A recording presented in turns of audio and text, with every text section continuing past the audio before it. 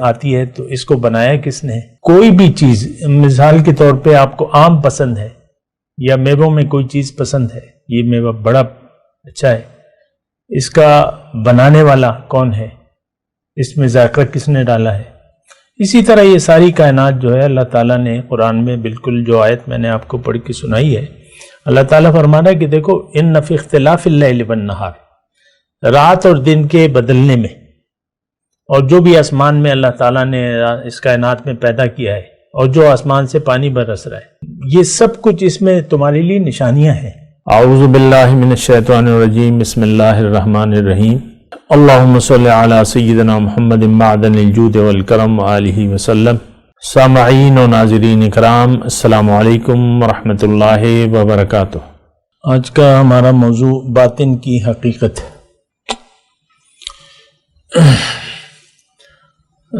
دیکھیں یہ بڑا اہم سوال ہے۔ باطن اللہ تعالیٰ نے قرآن میں فرمایا نا، هو الظاہر والباطن، اللہ تعالیٰ ظاہر بھی ہے اور باطن بھی ہے۔ اب اس کی ایک دلیل تو یعنی اللہ تعالیٰ کے وجود کی سب سے بڑی دلیل جو ہے یہ کائنات ہے، اور اس میں ہمارے لیے نشانیاں ہیں۔ اللہ تعالیٰ نے فرمایا ہے ان فی خلق السماوات والارض واختلاف اللیل والنہار والفلک التی تجری فی البحر وما انزل اللہ من السماء من ماء فاحیا بہ الارض بعد موتها وتصریف الریاح والسحاب المسخر بین السماء والارض لآیات لقوم یوقنون ہے، اور کما قال اس آیت ہے۔ اللہ تعالیٰ نے اب یہ دیکھیں، اللہ وہ پشتوں میں ایک بڑی اچھی مثال ہے کہ خدا چالی دل نہ دے خب قدرتوں نہیں پیجنی، کہ اللہ تعالیٰ کو کسی نے دیکھا نہیں ہے لیکن اس کی قدرتوں سے اس کو پہچانتا ہے، پہچانا جاتا ہے۔ تو یہ ظاہر جو ہے یہ باطن کی دلیل ہے، جو کچھ نظر آ رہا ہے۔ یعنی مثال کے طور پہ یہ ایک پین ہے، اب یہ کسی نے بنایا ہوگا، آپ یہ نہیں کہہ سکتے یہ خود ہی بن گیا۔ پھر یہ جو کام کر رہا ہے، جو مقصد کے لیے بنا ہے، جو بنانے والا ہے اس کا، اس نے اسے ایک مقصد کے لیے بنایا ہے، ایک کام کے لیے بنایا ہے، یہ وہ کام کرے گا۔ تو اسی طرح دیکھیں یہ ظاہر جو ہے یہ باطن کی سب سے بڑی دلیل ہے۔ عربی میں ایک مثال آتی ہے کہ ایک صحرا ہے، ریگستان ہے، صحرا ہے، اور کسی نے اس سے پوچھا صحرا میں کہ بھئی اللہ کے وجود کی کیا دلیل ہے؟ تو اس نے کہا کہ دیکھو یہ اونٹ کی مینگنی پڑی ہوئی ہے، اس سے کیا ظاہر ہوتا ہے؟ اونٹ کی مینگنی، کہ یہاں سے اونٹ گزرا ہوگا۔ اب یہ بہت بڑی دلیل ہے کہ اونٹ یہاں سے گزرا ہے، مینگنی گواہی دے رہی ہے کہ اونٹ یہاں سے گزرا ہے۔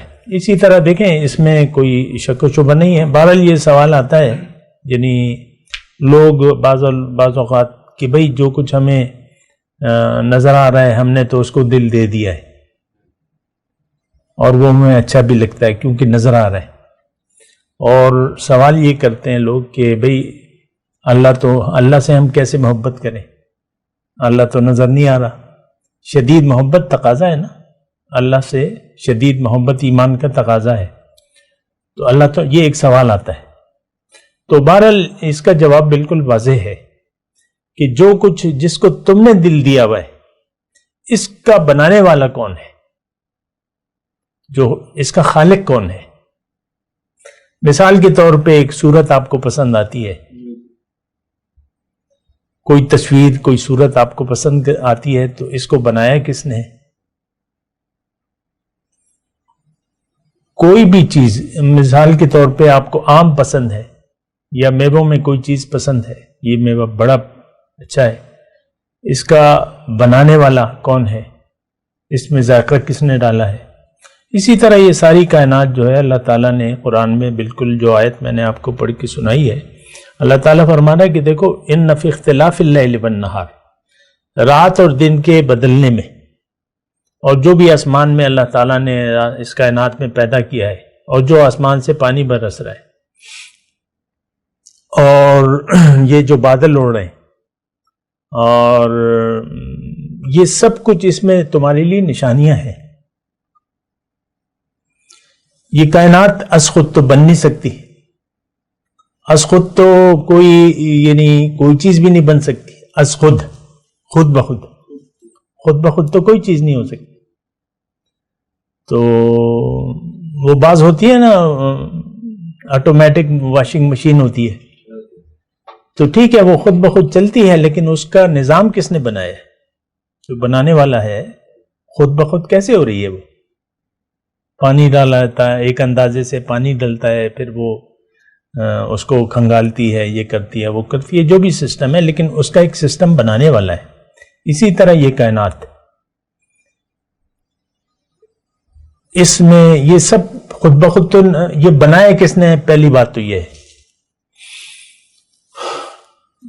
تو ظاہر ہے خالق کائنات، یعنی لوگ جو دین کے اس طرح قائل نہیں ہے، وہ اس کو کہتے ہیں یہ قدرتی طور پہ، نیچر، قدرتی طور پہ ہوا ہے ایسا۔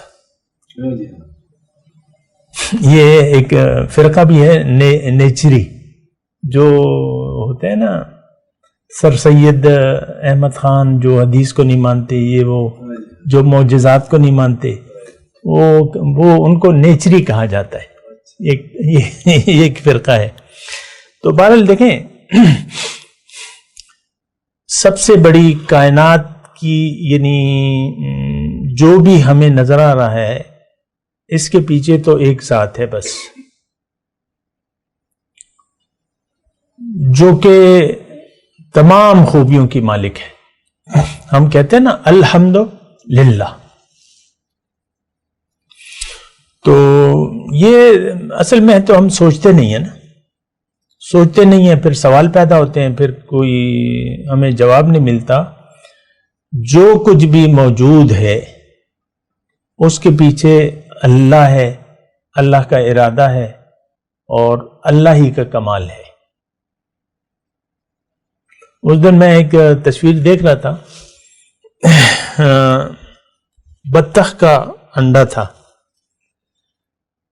تو اس کو ایک خاص اس میں رکھا ہوگا، ایک خاص موسم میں یا حرارت میں، تو وہ تصویر ویڈیو یہ بتا رہی تھی کہ اندر سے کوئی اسے ٹھونگے مار رہا ہے چھلکے کو، تو وہ بچہ تھا۔ اب یہ تو ہمارے سامنے سب کچھ ہو رہا ہے، اب ایک پورا بچہ بطخ کا انڈے سے کیسے بن گیا، کس نے بنایا؟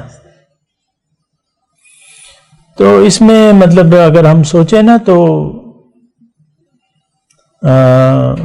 قرآن میں ایک آیت ہے، سنوریہم آیاتنا فی الآفاق وفی انفسہم حتی یتبین لہم انہ الحق من ربہم، ان کو ہم جلد اپنی نشانیاں بتا دیں گے۔ سنوریہم آیاتنا فی الآفاق، جو کچھ باہر ہے، اور ان کے اندر، یہاں تک کہ ان کو پتہ چل جائے گا کہ یہ سب کچھ حق ہے، ایک حقیقت ہے، ایک مقصد کے تحت ہے۔ اب مثال کے طور پہ آپ کے بال کالے ہوتے ہیں، ایک وقت میں کالے ہوتے ہیں، پھر سفید ہو جاتے ہیں۔ آپ اپنے جسم پر بھی اختیار نہیں رکھتے، آپ کی عمر لازماً بڑھے گی، آپ ایک حالت میں رہ نہیں سکتے۔ آپ اپنے بچوں کی تصویریں دیکھ لیں، پھر جب وہ بڑے ہو جاتے ہیں وہ کہتے ہیں یہ 1 سال کے بچے کو 80 سال تک کون اس کی تصویریں بدلتا رہتا ہے؟ وہ ابھی ہماری ملکہ گئی ہیں نا، ہماری نہیں ہے، برطانیہ کی ملکہ ابھی فوت ہوئی ہیں نا، تو وہ ظاہر ہے ایک فیملی سے، اور تصویروں کی ان کی ایک کہانی ہے، بچپن کی بھی تصویر ہے، اور پھر جب وہ بوڑھی ہو گئی تو میں دیکھ رہا تھا کہ یہ کون کر رہا ہے، یہ تصویریں کون بدل رہا ہے؟ لوگ تو سوچتے نہیں ہیں نا۔ تو ہمارے اندر کیا ہو رہا ہے، ہمیں یعنی ہماری پیدائش کو ہی دیکھ لیں، بچہ ماں کے یعنی وہ تو پانی کی ایک بوند آپ ٹپکاتے ہیں، تو رحم مادر میں اس سے بچہ کون بناتا ہے، یا اس کو نر اور مادہ کی شکل کون دیتا ہے؟ یہ بھی ہے نا، ہم تو قادر نہیں ہیں. لوگ بڑی آرزو کرتے ہیں، یار 3 بیٹیاں ہو گئیں، 1 بیٹا تو چاہیے، تو ادھر ادھر ٹوٹ کے کرتے رہتے ہیں، لیکن ہوتا وہی ہے جو کہ اللہ تعالیٰ چاہتا ہے. کسی کی اولاد نہیں ہو رہی تو وہ تو ایڑی چوٹی کا زور لگا دیتے ہیں، اور اولاد تو نہیں ہوتی. مطلب آپ کے ہمارے اختیار میں ہے نہیں کچھ. اگر ہم دیکھیں نا تو ہمارے اختیار میں ہے نہیں کچھ. بات کرتے ہیں ایک وقفے کے بعد. وآخر دعوانا الحمدللہ رب العالمین.